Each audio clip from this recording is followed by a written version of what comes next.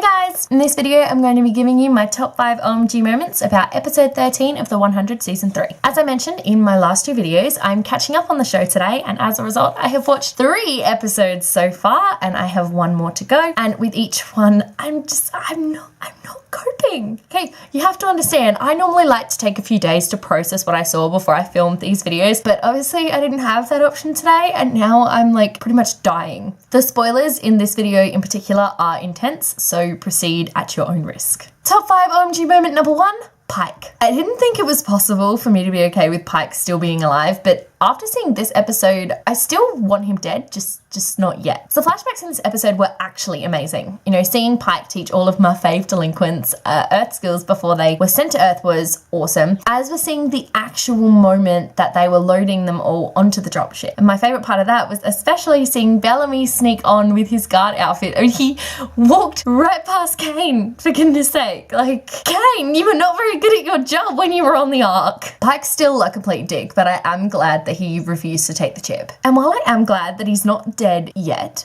I'm a little happy that Indra got to enact a little revenge on him. For me, it was just really nice in this episode to see sort of Pike's backstory and to see why he was doing what he was doing. Even if I didn't always agree with what he did, you know, like, I do agree with his reasons for it. Well, kind of. Top 5 OMG moment number 2, Cabby. This killed me. I don't know if you guys know this about me, but I'm a pretty big Cabby fan. And to see Abby manipulating Cain like that was just, it was not okay. I'm so super unbelievably happy, I guess, that Cain was able to figure out that Abby had taken the chip and so he didn't fall for her sort of seduction act, because as much as I want them together and want them to take that step with each other, I want it to be actually them getting together and not them and Ali. Well, like him and Ali, which is basically what it would have been if they'd gotten together because Abby took the chip. Seeing Cain get put on that cross though was just horrible. I mean, I didn't actually see it happen because I couldn't watch it, but I heard it happen, which I feel like is kind of worse because I could just hear Cain screaming and I was like, what is happening? And then of course I looked up and I realized that he'd actually literally been crucified, and I was like, this is not okay. I hate Ali and Jaha so much right now.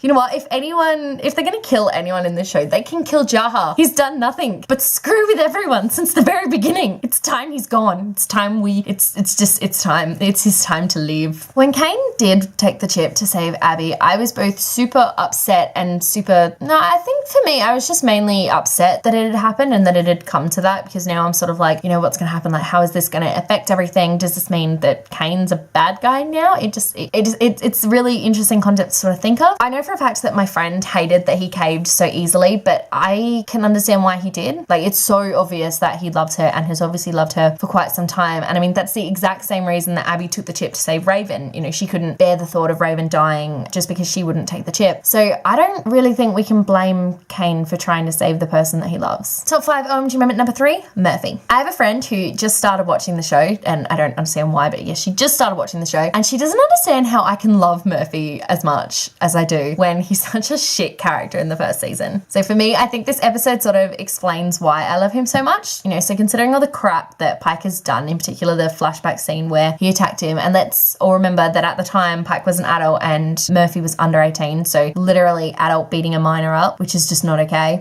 Seeing Murphy stick up for him in this episode, like in the cell, and being all, hey, you know, we probs need that guy to stop Jaha and Ali and everybody. It was a pretty awesome scene, especially when everybody believed him. Go Murphy. Keep being you. Top 5 OMG moment number 4, Clark and Bellamy. I love these guys so much. You know, in season 1 and most of season 2, I was a pretty hardcore Bellark shipper. And then of course Lexa came on and I was a bit on the fence about Clexa, and I was never really super into it. I was just kind of like, oh yeah, you know, Clark's just like getting with the Commander of the Crowners, because why not? Back to Bellark. I don't really care so much right now if they do get together or not, because I think at this moment in time, they need to be more just friends with each other rather than like getting together.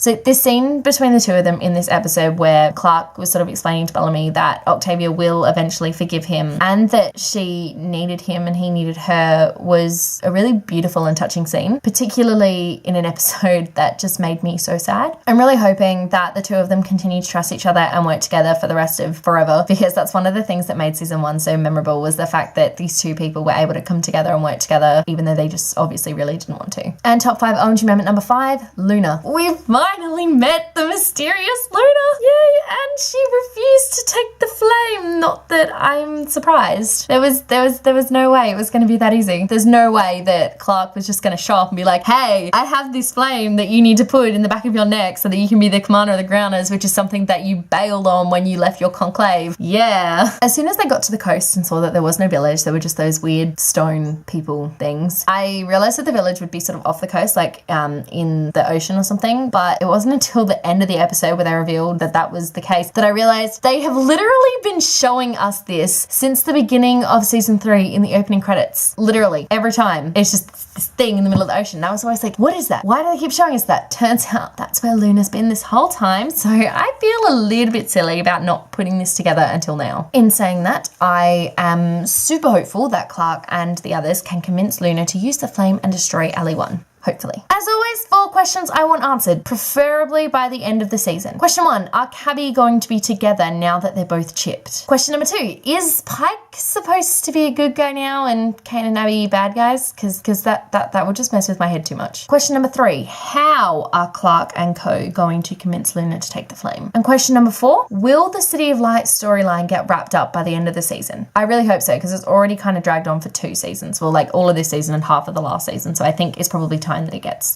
wrapped up and finished. Thanks for watching. Let me know in the comments below what you thought of this episode. Are you like me and thought that Cain was completely justified in taking the chip? Or are you like my friend and hated that moment? I'm off now to go and watch the final episode that has aired so far of season 3, which I think is episode 14, Red Sky of Morning or something. I don't really know, and I'm a little afraid to watch it now after what just happened. But, the things I do for television. Don't forget to like this video and be sure to subscribe to my channel so you don't miss a thing. Stay random. Bye.